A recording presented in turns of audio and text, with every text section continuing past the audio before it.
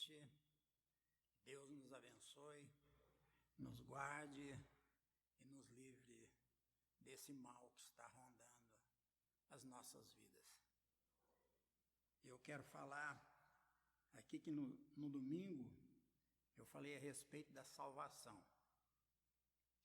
para as pessoas terem a confiança, a certeza de que nós temos a salvação. Nós que aceitamos Jesus como único e suficiente Salvador, e o Espírito Santo, ele nos selou, e quando nós somos selados, nós temos um destino garantido, e o Espírito Santo, a palavra de Deus diz que ele é o penhor, é a garantia da nossa herança, a herança da vida eterna, e irmos morar com Jesus. E se um dia nós partirmos antes do arrebatamento, nós iremos morar com Ele. E se nós esperarmos até o arrebatamento, nós também iremos com Ele.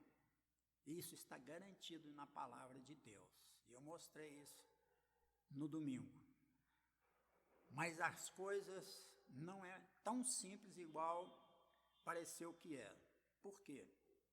Porque nós vamos ver agora que a salvação, ela precisa de desenvolvimento.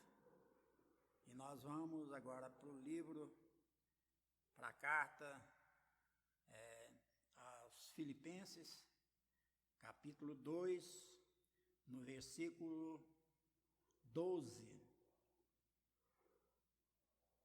que diz assim: assim, pois, amados meus, como sempre obedecestes, isso é Paulo falando, não só na minha presença, porém, muito mais agora, na minha ausência, desenvolvei a vossa salvação com temor e tremor, porque Deus é quem efetua em vós tanto o querer como o realizar, segundo a sua boa vontade. Fazei tudo sem murmurações, nem contendas, para que vos torneis irrepreensíveis e sinceros, filhos de Deus, inculpáveis no meio de uma geração pervertida e corrupta, na qual resplandeceis como luzeiros no mundo, preservando a palavra da vida, para que no dia de Cristo eu me glorie de que não corri em vão, nem me esforcei inutilmente. Entretanto, mesmo que seja eu oferecido em libação sobre o sacrifício e serviço da vossa fé, alegro-me, e com todos vós me congratulo, assim vós também, pela mesma razão, alegrai-vos e congratulai-vos comigo. Senhor nosso Deus, Pai Todo-Poderoso, Deus maravilhoso, Senhor da glória, nós te louvamos, ó Deus, e te agradecemos, ó Pai, pela tua palavra, Senhor, porque ela é que esclarece as nossas dúvidas, é ela que nos dá a certeza que as suas promessas se cumprirão em nossas vidas. Pai Santo, abre a nossa mente, o nosso coração para o entendimento, Senhor, para que nós possamos, ó Deus, obedecer a tua palavra e fazer, ó Deus, a tua vontade. Em nome de Jesus, ó Deus. Muito obrigado, Senhor, pela tua palavra que nos transforma, que nos limpa, que nos alerta e que nos direciona ao céu. Muito obrigado, Senhor. Te agradeço no nome santo de Jesus. Amém? Louvado seja Deus. Então, irmãos, nós vemos aqui que precisa de haver um desenvolvimento na palavra de Deus. Por quê? Na salvação. É o que a palavra de Deus nos diz. Nós precisamos de ter esse entendimento que a salvação está garantida, mas existe algo maravilhoso que o Senhor nos diz, que se nós fizermos as boas obras que Ele nos ensina na sua palavra, nós vamos receber galardão lá no céu, recompensa. E nós, aqui na terra, nós fazemos de tudo para conseguirmos uma vida melhor, uma vida mais confortável, alguma coisa de sustento, de conforto e de prosperidade. Então nós vemos que assim também no céu, nós precisamos de fazer as boas obras aqui, para nós recebermos recompensas lá. Nós vemos no livro na parábola de Jesus, quando ele fala do rico e de Lázaro, nós vemos que o rico viveu regaladamente aqui na terra. E Lázaro ficava às portas do rico e comendo as migalhas do rico, e os cachorros lambendo as suas feridas. E um dia ele morreu, e diz a palavra que ele adormeceu e foi levado pelos anjos. Passado um tempo, o rico também morreu, só que ele não foi para um lugar bom, ele foi para um lugar difícil. E chegou lá, ele olhou e viu Lázaro no seio de Abraão. E ele pediu: Senhor, manda que Lázaro molhe o dedo aí na água e venha pingar na minha língua, porque aqui eu estou sob tormento nesse fogo. E a resposta foi dada a ele, que existe um abismo entre ele e Lázaro, intransponível. Então, irmãos, nós recebemos a salvação, nós temos a salvação garantida, nós vamos para o paraíso com Jesus, e se for no arrebatamento, nós já vamos com ele direto para o céu, mas nós precisamos de desenvolver a nossa salvação.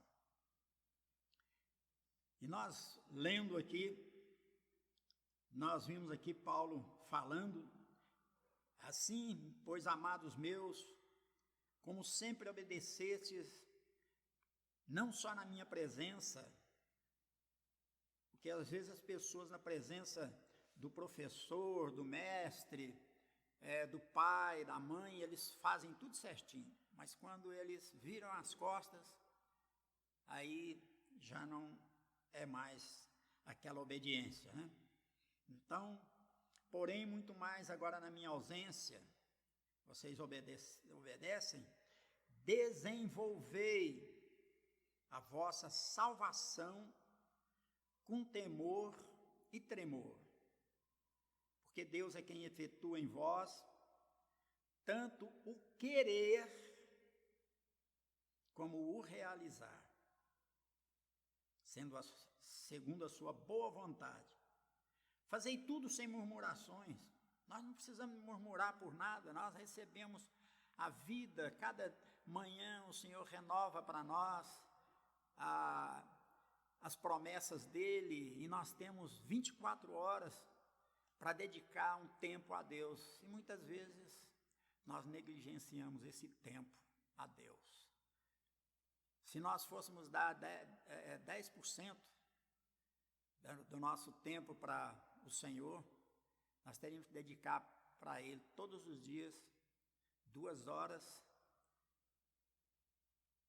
e 40 minutos. é isso? Porque são 24 horas, né? Então nós precisamos de fazer isso. Precisamos de dedicar um tempo a Deus e fazer a vontade dEle.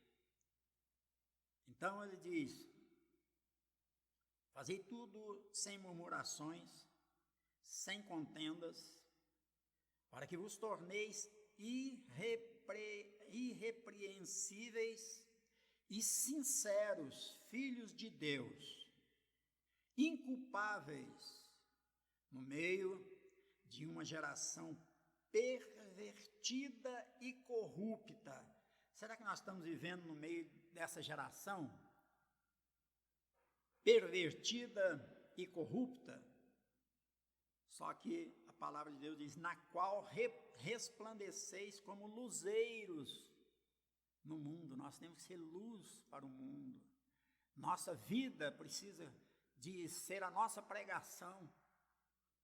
A nossa conduta precisa de ser uma conduta irrepreensível, para que as pessoas possam olhar para nós e não apontar o dedo, nem falar mal. Se falar, não vai ter motivo para isso, porque nós vamos viver uma vida na presença do Senhor. Estamos vivendo uma vida na presença do Senhor. Então, no verso 16 diz: preservando a palavra da vida, para que no dia de Cristo, que dia é esse? O dia que o Senhor Jesus vier buscar a sua igreja, o arrebatamento. Paulo diz: eu me glorie de que não corri em vão, nem me esforcei inutilmente. Entretanto, mesmo que seja eu oferecido por libação sobre o sacrifício. O interessante é que eu li essa palavra libação. E bem, mas o que é libação? A gente lê a Bíblia muitas vezes e passa por cima. E eu, para falar sinceramente, eu não sabia o que era libação. E eu fui para o dicionário bíblico para ver o que é a libação. Muito poucas pessoas, eu creio, que sabem o que é a libação. E nós lemos isso aqui na Bíblia e parece que a gente sabe o que é libação. É verdade ou não é verdade? Então, aí eu fui olhar.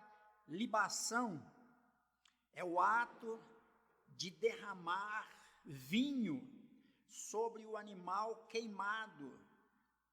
E o vinho evapora, e isso simboliza a ascensão a Deus. Olha que coisa difícil de saber. Eu não sabia, nunca imaginava que era isso. Então, quando colocava ali o animal no holocausto, queimava ele todinho, né? Porque era um holocausto, tinha que queimar todo. Quando terminava o holocausto, pegava um cálice, um copo, né, de vinho, e derramava sobre o animal, e aquele cheiro subia para o céu.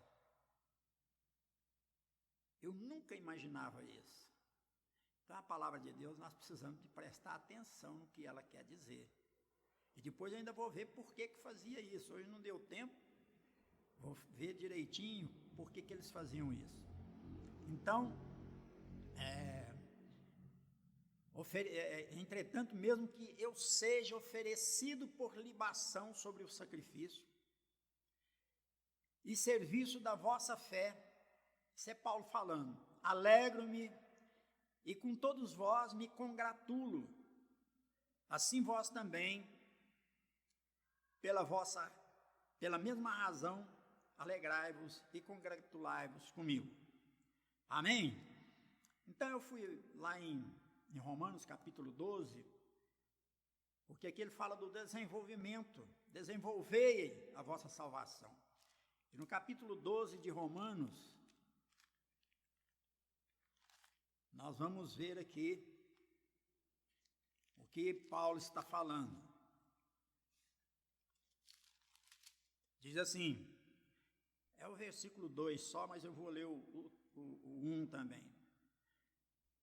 Diz assim: rogo-vos, pois, irmãos, pelas misericórdias de Deus, que apresenteis o vosso corpo por sacrifício vivo, santo e agradável a Deus, que é o vosso culto racional. E não vos conformeis com este século, mas transformai-vos pela renovação da vossa mente, para que experimenteis qual seja a boa, agradável e perfeita vontade de Deus. Então, para nós desenvolver a nossa salvação, nós não podemos viver no presente século as coisas que esse século está vivendo. Nós temos que ser contra essas coisas. Nós temos que ir para o princípio da Bíblia e transformar a nossa mente, porque a nossa mente precisa dessa transformação, dessa nova criatura. Quando nós aceitamos Jesus, nós precisamos de ter uma nova mentalidade, precisa de haver transformação. Sem transformação, não há conversão. Por quê? Porque esse mundo ele jaz no maligno, e nós precisamos de mudar a nossa mente. Nós não podemos deixar o mundo nos envolver, e nem trazer o mundo para dentro da igreja. Nós somos como um barco dentro do mar. O mar tem que ficar de fora. A hora que o mar entrar para dentro do barco, o barco afunda.